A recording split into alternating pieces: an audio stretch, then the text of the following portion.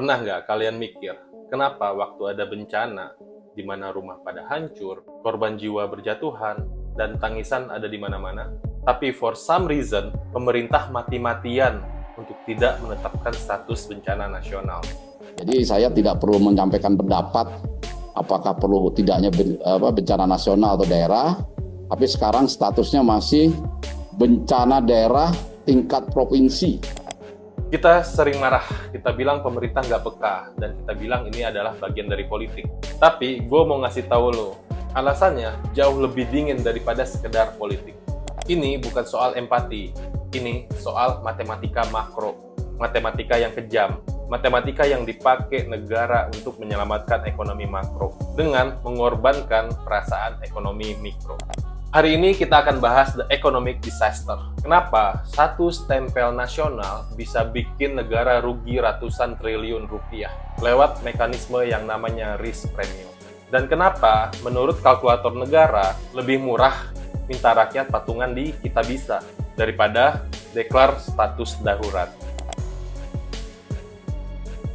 Sebelum kita masuk ekonomi makronya, kita harus tahu undang-undang yang mengatur terkait bencana darurat. Di Indonesia, status bencana diatur di Undang-Undang Nomor 24 Tahun 2007. Bedanya apa? Simple. Siapa yang bayar? Yang pertama, bencana daerah. Itu menggunakan APBD, yang nanggung pemerintah daerah. Pemerintah pusat, ya bantulah dikit-dikit. Yang kedua, bencana nasional. Itu menggunakan APBN, yaitu anggaran pusat, yang nanggung semuanya. Dan semuanya ini artinya kompensasi korban, perbaikan infrastruktur, pemulihan ekonomi, sampai biaya hidup pengungsi full coverage. Masalahnya, duit APBN itu terbatas. Defisit kita dijaga di bawah 3%. Kalau tiba-tiba negara harus ngeluarin biaya ratusan triliun untuk status bencana nasional, postur anggaran jebol. Tapi bukan itu ketakutan utamanya. Takutan utamanya bukan uang yang keluar untuk bantu korban. Takutan utamanya adalah uang yang kabur dari negara. Let me explain.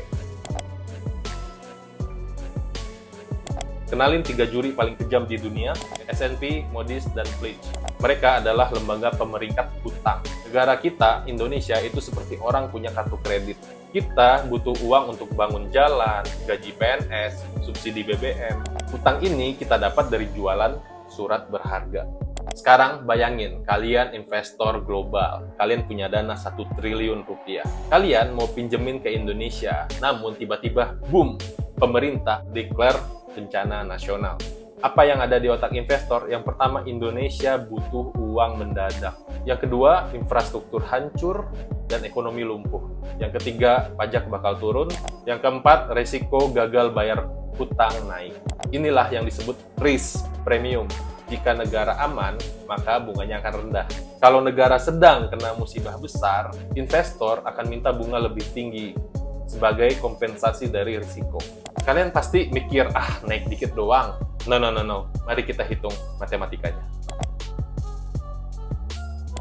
Coba kita hitung kasar ya, anggaplah hutang negara kita atau SBN ada di angka 5.000 triliun hingga 8.000 triliun. Katakanlah karena status bencana nasional, rating kita outlook-nya jadi negatif. Investor panik, mereka jual SBN dan harga SBN kita jatuh. Kenaikan yield 1% aja pasti 100 poin. Pada portofolio utang negara, dampaknya bukan miliaran, tapi puluhan triliun rupiah. Beban bunga tambahan yang harus dibayar negara dalam jangka panjang. Ini matematikanya. Biaya real untuk memperbaiki infrastruktur mungkin sekitar 5-10 triliun rupiah. Tapi biaya invisible dari kenaikan bunga sentimen negatif bisa sampai 50 triliun rupiah. Jadi kalau kalian jadi menteri keuangan, mana yang kalian pilih? Yang A, keluarin status bencana nasional, terlihat heroik, tapi ekonomi makro berdarah-darah karena hutang bunganya sangat melonjak. B, tahan statusnya menjadi bencana daerah, paksa Pemda kerja, tapi fundamental ekonomi nasional aman. Jawabannya pahit. Opsi B lebih masuk akal secara finansial. Gak cuma soal hutang, ini merambat ke rupiah. Ketika status bencana nasional diumumkan, itu artinya ada ketidakstabilan. Foreign direct investor atau investor asing yang mau bangun pabrik di sini bakal nahan semua proyeknya dan bakal lihat dulu. Foreign direct investment atau investor asing yang tadinya mau bangun pabrik di sini bakal wait and see. Duit panas, hot money, di pasar saham itu akan keluar. Capital outflow. Efeknya rupiah melemah, harga barang impor naik, BBM naik, harga tempe naik, kedelai naik, dan inflasi juga naik. Jadi, satu tanda tangan presiden di status bencana nasional, efek dominonya bisa membuat harga gorengan di depan rumah lu naik. Inilah kenapa negara sangat-sangat pelit mengeluarkan status itu. Kecuali bencananya benar-benar melumpuhkan status pemerintahan pusat, seperti tsunami, COVID-19, dan sebagainya. Tapi ada sisi gelap dari efisiensi matematika ini. Kalau negara menghemat dengan tidak mengeluarkan status nasional, siapa yang menanggung beban ini? Karena faktanya, Pemda seringkali nggak punya uang. Jawabannya, kita.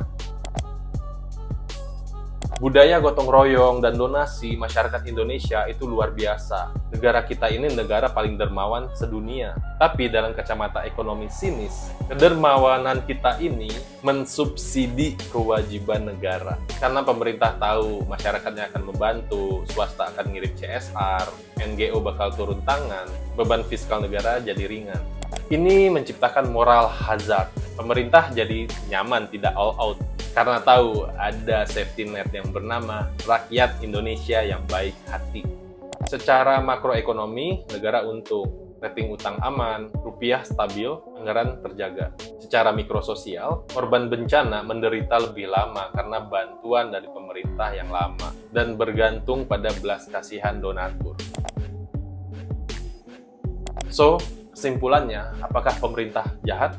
Belum tentu. Mereka cuma pragmatis, mereka lebih menyelamatkan kapal besar yang bernama ekonomi makro Indonesia. Daripada fokus pada satu kebocoran dek kapal, meskipun kebocoran itu menyakitkan. Tapi setidaknya sekarang lo ngerti, ketika lo ngelihat berita bencana dan lo marah, kenapa statusnya nggak dinaikin? Saat ini lo punya kalkulator raksasa di Kementerian Keuangan yang sedang menghitung risk premium. Pertanyaan buat kita sekarang, sampai kapan gotong royong kita dijadikan bantalan fiskal negara? Atau memang itu yang harus kita bayar agar ekonomi negara tidak kolaps? Coba komen di bawah, menurut lu worth it nggak pengorbanan ini? Gua Budi Setiawan, sampai jumpa di video berikutnya.